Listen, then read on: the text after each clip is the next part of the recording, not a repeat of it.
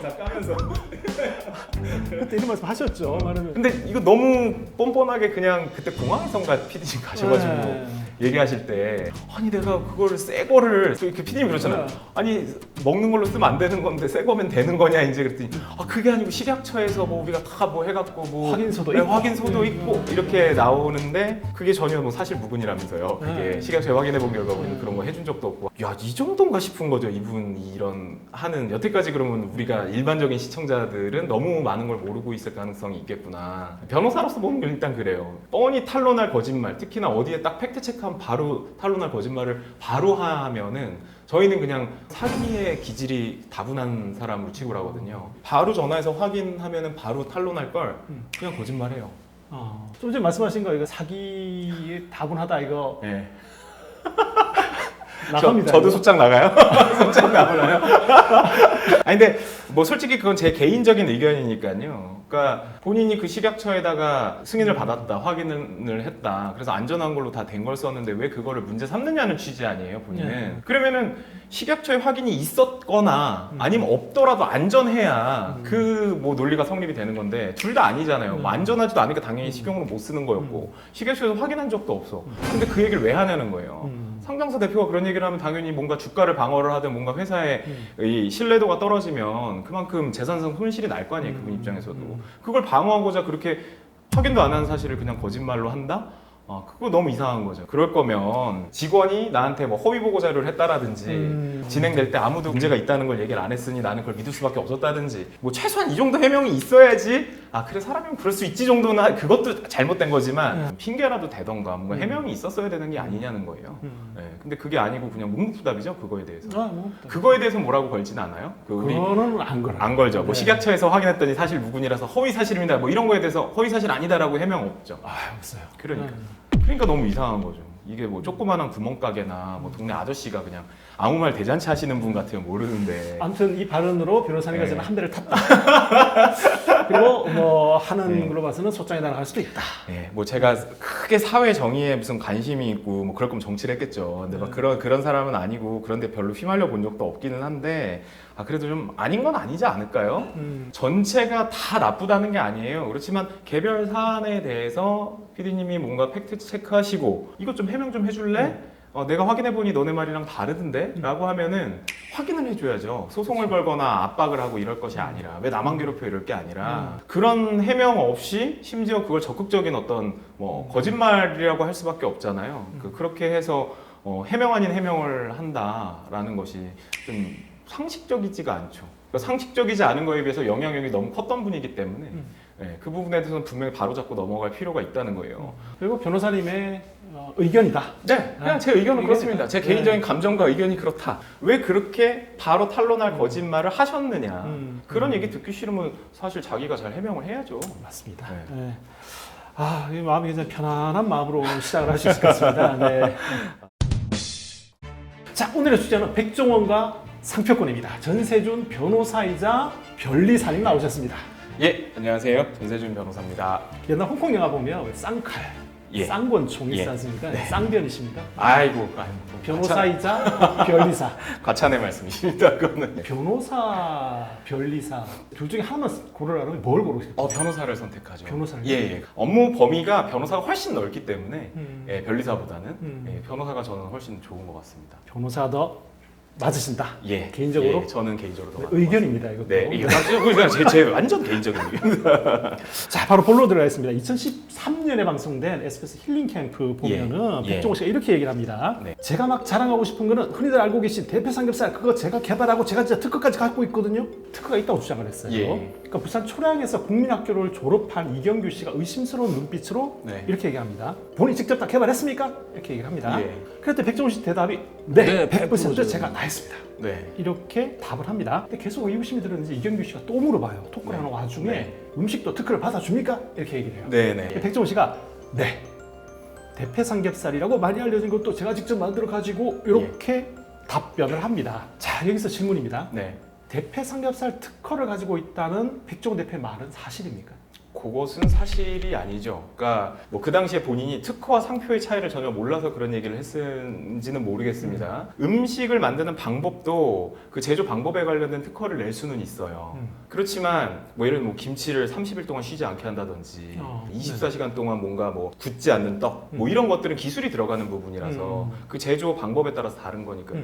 근데 지금처럼 대패 삼겹살처럼 그냥 얇게 썰은 삼겹살 이거는 신규성, 진보성 이런 것들이 특허에서 인정이 돼야 되는데 신규도 아니고 진보도 아니에요, 사실은. 그러니까 특허를 받기는 그거 자체만으로는 매우 어려워 보이고요.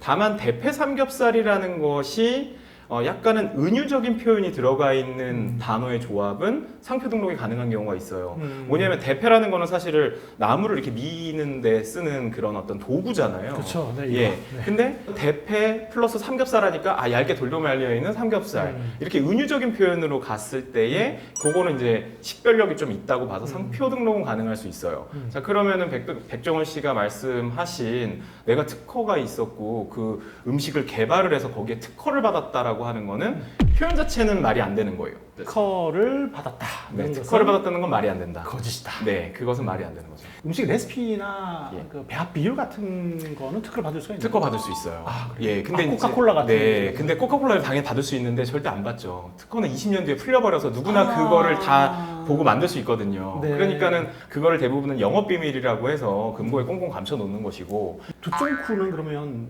특허 받을 수 있었나요?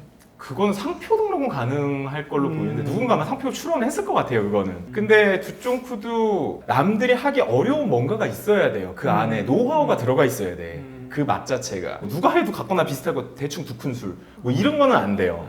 예, 음식을 가지고 특허를 받는다는 것이 뭐 많이 나와는 있지만 아주 흔하게 쉽게 받을 수 있는 것은 아니라는 것이죠. 대패 삼겹살에 이제 좀 집중을 해볼게요. 네. 대패 삼겹살이 1996년 8월에 백종원 이름으로 출원이 됩니다. 예. 그래서 98년 5월에 등록됐다고 나와요. 예. 근데 백종원 대표가 상표 등록을 하기 전에 이미 강혁이라는 분이 예. 96년 1월에 네. 대패 삼겹살 네. 상표를 신청을 했다가 출원했다가 네. 거절을 네. 당합니다. 네. 이 두 개 등록과 거절 이 차이가 어디서 갈렸을까요? 보통 이 상표 출원을 하면요 네. 거절됐을 땐 거절 이유를 특허청에서 보내줘요. 네. 너네 이런 거 뭐 식별력이 너무 없고 뭐 이거 보통동사 플러스 뭐 지명이라서 이건 안 돼. 너한테 독점권 못 줘. 그러면은 보통 이제 변리사들은 그 넣기 전에 이거는 거절될 가능성이 너무 높아 보인다. 내지는 뭐 이미 출원돼서 등록돼 있는 거랑 겹친다든가 이런 거를 이제 다 선행 조사를 하거든요. 근데 똑같이 그냥 대패 삼겹살이라는 단어만 넣었는데 앞에 건 거절됐고 뒤에 건 됐다라고 하면 심사관이 바라보는 차이가 있었을 가능성이 제일 높아요. 이거 사람이 심사하는 거니까요. A라는 심사관이 봤을 때 이거는 안 돼라고 했는데 그래서 거절했는데 그 사람이 다투지 않고 그냥 거기서 끝나버리고 근데 뒤에 딴 사람이 또 냈는데 다른 심사관이 봤더니 이거 좀 은유적인 방법이 이거는 괜찮겠는데 하고 들어갈 수도 있는 거죠. 사람이 하는 일이다 보니까. 근데 만약에 대패 삼겹살이라는 단어를 넣었는데 앞에 사람은 단어만 넣고 뒤에 만약에 백종원 씨는 뭔가 뭐 도형이라든지 뭔가 뭐 숫자라든지 그래서 그냥 고유명사가 아닌 뭔가 식별력 있는 뭔가가 첨가가 됐다면은 그건 그것 때문에 식별력이 높아졌으니까 되는 것이고 그런데 그냥 대패 삼겹살 대 대패 삼겹살이에요. 예 그렇게 되면 심사관에 따라서 차이가 있었던 거 아닌가? 변리사분을 함께 했냐 안 네. 했냐 이걸로도 갈릴 수도 있었다. 갈릴 수도 싶네요. 있죠. 갈릴 수도 있어요. 뭐냐 하면은 변리사가 좋은 이유는 어쨌든 상표법이나 이런 거에 빠삭하고 경험치가 있다 보니 이런 것들은 심사관들이 이렇게 의견을 좀 보완해서 내면 분명히 들어줄 거야 라고 할 수 있죠. 그러니까 일반 개인이 신청서를 저 그냥 대패 삼겹살, 음식류 이렇게 해갖고 지정상품 거기다 해서 그냥 냈어요. 아무 이유도 없어. 그러다 보면 야 이거 대패랑 삼겹살 이걸 어떻게 독점을 줘 하고 그냥 끝났을 수도 있는 거죠. 근데 만약에 백종원 씨 같은 게 넣었어. 그런데 똑같은 거절 이유가 나왔는데 변리사가 이거는 대패라는 단어랑 삼겹살이라는 단어가 겹쳐지면서 은유적인 표현에 의한 상표다. 그래서 이건 줘야 된다라는 의견을 했더니 심사관이 듣고 보니 그 말도 맞네. 그 전에 똑같은 심사관이라고 하더라도 내가 거절을 했으나 그때는 그런 걸 몰랐는데 지금 변리사가 그렇게 얘기를 해주니 그거 맞는 것 같아. 오케이 이럴 수도 있는 거죠. 이게 너무 막 누가 심사냐에 따라 좀 맞습니다. 달라지면 이게 조금 불합리하긴 하네요. 그 법원의 판결 보시면 아시잖아요. 법원의 판결 보시면은 네. 징역 나오는 거 보면은 누가 판단에 따라서 그렇게 차이가 있는 거나 똑같다고 보시면 돼요, 그거는. 네, 사람이 하는 일은 다 그렇다. AI가 오고 있습니다. 빨리 와야 돼. 굉장히 위험한 말로 수위가 굉장히 셉니다. 네. 오늘. 네.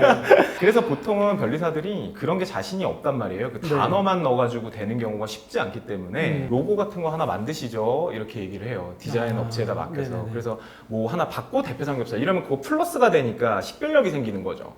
예, 그러면은 그 대패 삼겹살이라는 단어 자체가 이 로고랑 함께 상표가 되는 거예요. 예, 대패 삼겹살 자체를 독점할 수는 없지만 요 상표랑 되어 있는 대패 삼겹살은 내게 되는 거지. 그런데 대패 삼겹살은 뭐 앞에 뭐 로고가 있는 것도 없고 네. 네, 앞에 뭐 백 대패, 뭐 예, 백 예. 대패 삼겹살 이런 것도 아니고 그냥 예. 대패 삼겹살이에요. 네. 그런데도 양쪽이 이렇게 갈렸다는 거는 네. 그냥 일반적인 상식선에서 보건대는 변리사를 잘 썼을 가능성이 있고요. 네. 예, 일단 첫 번째로. 모양 플러스 음식 이름 같은 경우는 사실 일반적으로는 뭐 크게 네. 특별하지 않으니까 안될 네. 가능성이 높다고 말씀하셨는데 네. 이건 네. 어떻습니까? 예를 들어 바삭치킨, 네.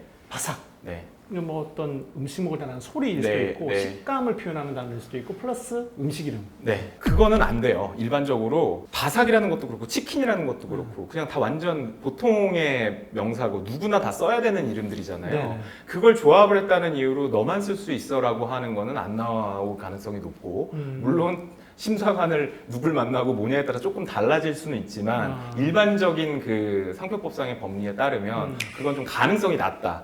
그래서 제가 아까 말씀드린 대로 혹시 오세모 근데 엑스처럼. 혹시 바삭 치킨이 등록된 거 아니야? 네. 잠깐만요. 키프리스 한번 들어가 볼게요. 네. 등록이 앞에 뭐 돼 있긴 붙어있죠? 한데 앞에 뭐 붙어 있어요. 네, 맞아요. 제가 말씀드린 게 이런 거예요. 이런 식으로는 된다는 거예요. 아. 근데 단어 바삭치킨만 했을 때는 그런 건 없죠. 없어요, 없네요. 예. 네. 이런 건 거절됐잖아요. 네. 더 바삭, 동네 이런 단어를 조합했다고 그냥 되긴 어렵거든요. 바삭 두 마리 이것도 두 안 마리도 돼요. 안 거절된 되고, 거죠. 거절이 되고. 예. 네. 앞에 로고 같은 게 이게 예. 닭이 있고 이게 요런 게 식별력을 높이는 거예요. 요런 로고가 식별력이 높아져서 이거 네. 플러스 그냥 이거는 그냥 되는 거고 네. 이것에 관한 설명도 아마 들어가거든요. 이 모양이 로고가 뭐를 상징하고 뭘 의미하는 것인지에 대한 거를. 스토리텔링이 중요해요. 그렇죠, 그렇죠. 그런 것들이 들어가서 우리 이런 브랜드로 상표를 갖고 싶다. 이거는 어떻습니까? 우삼겹 네. 있잖아요. 소의 삼겹살이라는 네, 네, 뜻인데 네. 우삼겹은 어떻습니까? 그거는 우삼겹이란 단어 자체만으로는 그것도 안 될 안 거예요. 되고. 그렇게 따지면 삼겹살도 되는 거고 안창살도 되는 거고 뭐 갈비살도 되는 거 다 되거든요. 그렇죠. 네, 그건 말이 안 되는 거라. 우삼겹은 더본코리아가 출연했는데 거절. 네. 백종원의 우삼겹은 등록. 그렇죠. 백종원이라는 식별력 있는 게 앞에 붙으니까. 그리고 이 사람이 이걸로 식당을 해서 상당히 이제 사람들한테 인지도가 올라간 건 맞잖아요. 네네네. 네, 그래서 백종원이 붙으면 백종원 우삼겹은 다른 우삼겹이죠. 그래서 결국은 이제 뭐 원리로 돌아온다면 그만큼 식별력이 있느냐인 거죠. 그 상표가. 그게 사실 전세준 우삼겹 이런 것도 넣으려면 넣을 수는 있어요. 그럼 백종원 우삼겹이 고소를 하겠죠. 아니 근데 그 고소해도 아무것도 안 돼요. 안 돼? 그거는. 아무것도 안 돼요? 아무 침해가 아니에요. 그거는 왜냐면 우삼겹에 준 게 아니니까. 백종원 백종원 우삼겹. 우삼겹이라고 했으니까 백종원 우삼겹이라고 쓰면 침해가 맞는데 백 우삼겹 이렇게 쓰면. 그러면 그거는 아마 빽빽 다방 이런 것들이 들어가 있죠. 예, 그래서 아마 그거는 침해될 상표권 침해 내지는 뭐 부정경쟁 방지법. 예, 타인이 뭔가 그렇게 해서 해놓은 표지를 자기 영업상 이용하는 셈이 되니까 그건 부정경쟁 방지법 이슈가 됐어요. 제가 지금 대표 상겹이라고 쳐보니까요. 백종원 대표의 상표 등록 이후에도 네. 쌈마이 대표, 초록 대표, 야한 대표도 있어요. 그리고 예. 웰빙 대표 삼겹살, 뭐 예. 대표 삼겹살이 들어간 게 다 등록이 돼 있어요. 다 등록이 됐어요. 네. 예. 그 식별력이 인정이 되면 등록이 되는 거죠, 뭐 그런 부분은. 네. 사실 대패 삼겹살이 됐는데 뭐 야한 대패 이거 훨씬 식별력 있는 거 아니에요? 야한인데. 중요한 건 식별력을 갖는지 여부 그리고 그건 심사관이 판단한다는 거. 변리사는 그 식별력을 높게 해서 출원이 거절되지 않도록 서포트를 해주는 역할이라는 거. 그렇게 정리를 좀 하셔야 될 것 같아요. 일단. 예. 한신포차 얘기 좀 해보겠습니다. 네. 한신포차에도 저한테 소송이 2건이 들어왔습니다. 한신포차 브랜드에서 점주 두 사람이 점주 했는데 두 사람이. 제가 한신포차의 백종원 원조성을 부정해서 매출이 떨어졌다. 뭐 요는 이겁니다. 그거는 지금 좀 뭔가 아까 대패 삼겹살도 마찬가지지만 백종원 씨가 대패 삼겹살이라는 걸 상표 등록하기 그 훨씬 이전부터 그 대패 삼겹살 모양의 고기를 파는 곳은 굉장히 많았단 말이에요. 그러면 한신포차도 마찬가지죠. 그러니까 한신포차라는 브랜드를 먼저 상표로 등록을 해서 장사를 했다라는 거에 원조라고 한다면 그걸 누가 다퉈요? 그 사람이 제일 먼저 했으니까 그거는 우리가 그 사람이 먼저 한 게 아니에요가 아니잖아요. 한신포차라는 단어가 주는 역사적인 스토리가 있는데 그거를 백종원 씨 혼자 마치 자기가 다 만든 것처럼 얘기를 하는 거 그게 잘못됐다는 거 아닌가요? 그렇죠. 예. 한 개인의 브랜드로서의 한신포차가 아니라 우리가 기억하는 한신포차는 네. 잠원동에 있던 네. 그 포장마차 존, 예, 네, 그 옛날 주당들이 그 즐겨 찾던 예. 그 추억의 장소, 예, 모두의 추억이 한 개인의 브랜드로 상표가 등록이 돼버렸다 이건데 예.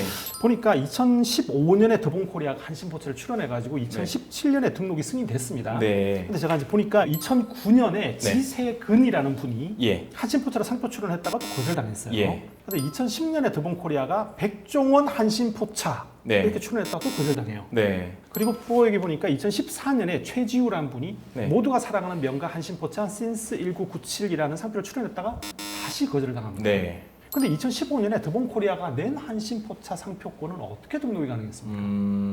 이 히스토리를 쭉 보면 처음에 2009년에 처음 한신포차로 상표 출원했다 거절하신 분은 뭐 때문에 된 건지 그리고 한신포차라는 상표를 우리가 지정상품류들이 쭉 있거든요. 네네네. 뭐 의류로 할 건지 뭐 식당으로 할 건지 뭐 이런 류가 있는데 지정상품이 지금 다 동일한지도 일단 먼저 보기는 해야 될 것 같고요.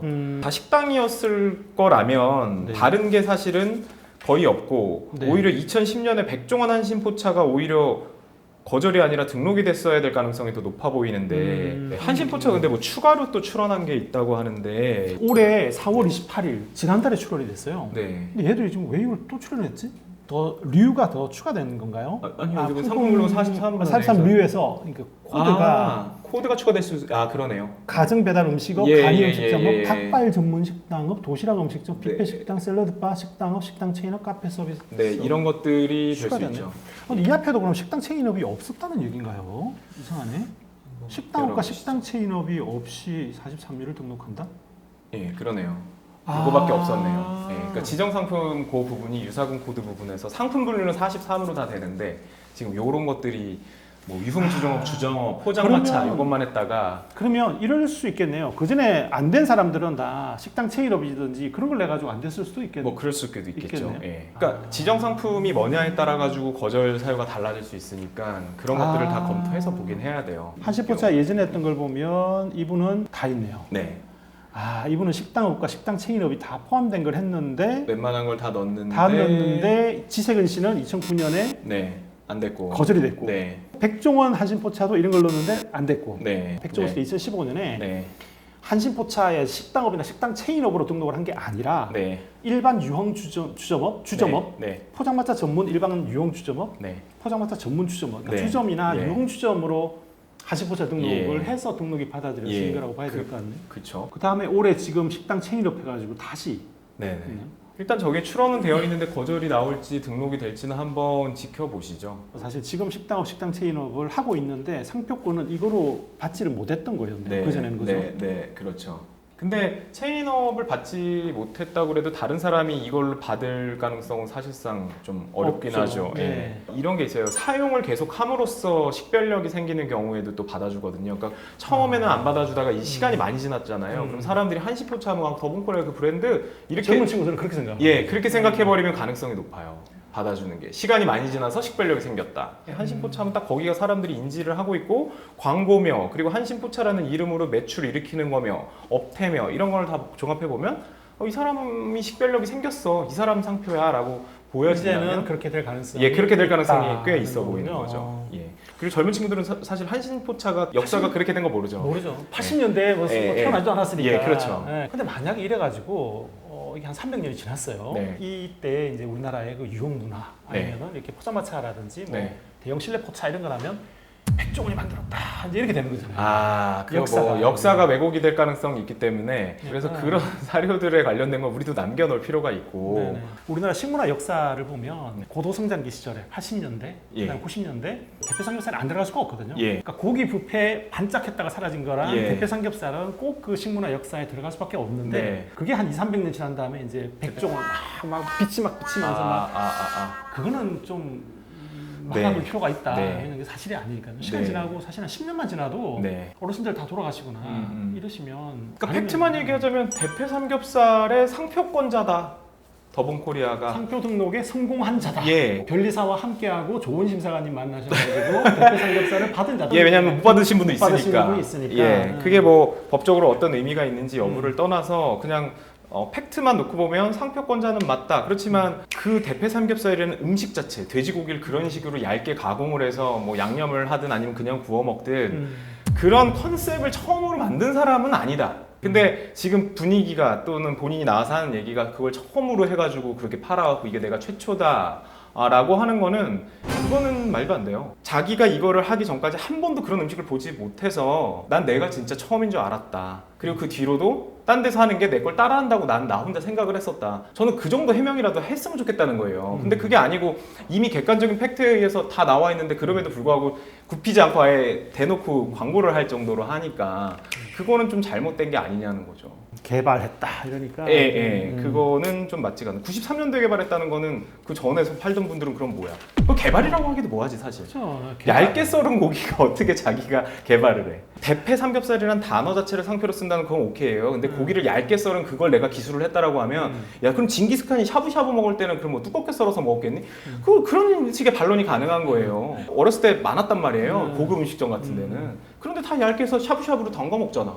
93년도 전에도 그런 음식들이 분명히 많았는데. 개발자는 징기스칸이요. 오히려 그럴 수 있죠. 개발자는 예, 빨리 익혀서 먹어야 되고 이동하면서 먹어야 되고 해서 샤브샤브를 먹었다는 거잖아요, 걔네들이. 사실 그렇게 얇게 썰어서 파는 고깃집은 많았죠.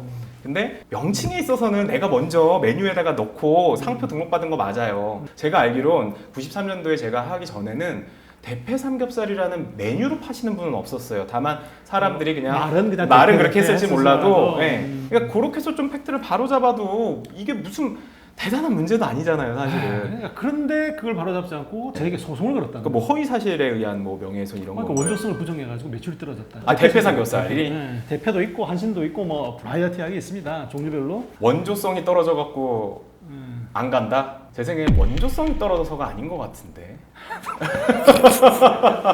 사익을 추구하시는 분이 부도덕한 방법만 아니라면 사실 어느 정도의 허위 과장은 조금씩은 있어요. 모든 부분에 있어서. 어느 정도 스토리텔링, 예. MSG를 뭐 좀 조금 할 수는 있지.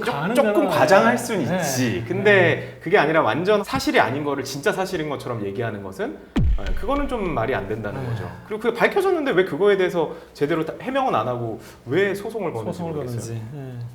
우리 얘기를 나누다 보니까 예전에 그 한신포차도 기억하고 대패 삼겹살도 그 군대 가기 전에 막 옛날에 먹고 막 이랬던 사람으로 그러니까 어떻게 보면 우리 모두의 추억이 담긴 음식인데 장소인데 그 이름을 먼저 상표권을 싹 등록해가지고 이내 거야 내가 개발했어 니네 못 써 이렇게 뱉어주고 나오는 그런 게 약간 추억을 도둑 맞은 느낌이 좀 듭니다. 네, 그럴 수는 있죠. 그래서 뭐 상표법이라는 것이 그런 법 감정을 아주 이해를 못하는 것은 아니에요. 그러다 보니 먼저 예를 들어서 한신포차라는 것을 가지고 식당을 계속 하면서 그걸 쓰고 있었는데 나는 한 10년 썼는데 그랬는데 상표 등록하려고 했는데 거절이 돼서 이거 안 되는구나. 근데 그냥 그 상호로 계속 쓰고 있어요. 상표는 못 받았지만. 근데 갑자기 더본코리아에서 이렇게 한신포차 이렇게 딱 돼버리면 그래도 상표법이 너는 써도 되라고 해줘요. 먼저 선사용으로 쓰고 있었으니까.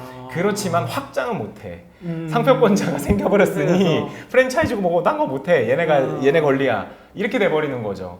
그러니까 그 정도가 최선인 거예요. 근데 이제 PD님 말씀하신 대로 굳이 누군가에게 독점을 해야 될 만큼 그런 것이냐라는 부분에는 저도 당연히 공감은 하는데 영리를 엄청나게 추구한다라고 하면 이만큼 매력적인 상표도 또 없는 거예요. 내 거가 되는 순간 사람들이 다 아는데 내 거야.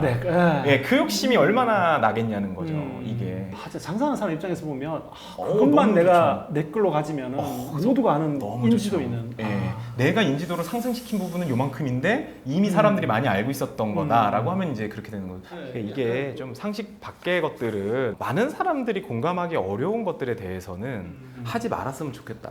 갈등을 엄청 초래하고요. 사회적 비용만 엄청나요. 사실 지금 PD님처럼 다른 거 훨씬 더 멋진 걸 하실 분이 지금 이 고소고발을 당하셔가지고 그리고 이게 대패 삼겹살이 이 사람 거 아닌 거 사람들이 이제 다 알고 자료 다 남았는데 그걸 또 증명을 하는 그 프로그램을 또 만드셔서 또 하셔야 돼. 그런데요. 이걸 또 긍정적으로 생각하면 전국의 대패 맛집들 제가 다 가보잖아요. 그 소송이 아니었으면 제가 그렇게 맛있는 다양한 대패 삼겹살, 다양한 스타일의 대패를 제가 맛볼 기회가 제 평생에 없었을 것이다. 자, 우리 그 쌍변 변호사이자 변리사인 우리 전세준 선생님, 자 오늘 상표권에 대해서 너무 잘 배웠습니다. 오제나는 다음 시간에도 오지게 재밌는 내용으로 다시 찾아오겠습니다. 오늘도 즐거운 하루 보내시기를 빕니다.